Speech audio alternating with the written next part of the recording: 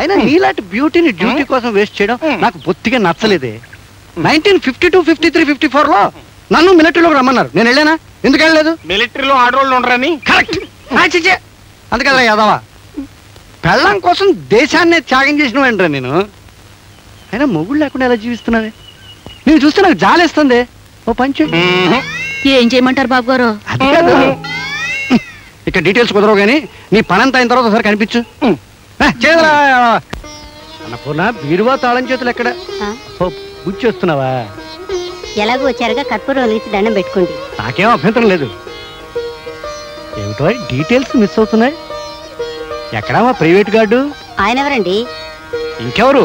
శ్రీ శ్రీ శ్రీ శ్రీ శ్రీ గోపాలకృష్ణుడు. మహానుభావ మార్తాండ తేజ గోపాలకృష్ణ, పాహిమాం పాహిమాం పాహిమాం. నువ్వు లేకపోతే పూజా మందిరం కూడా చిన్నబోతుంది స్వామి.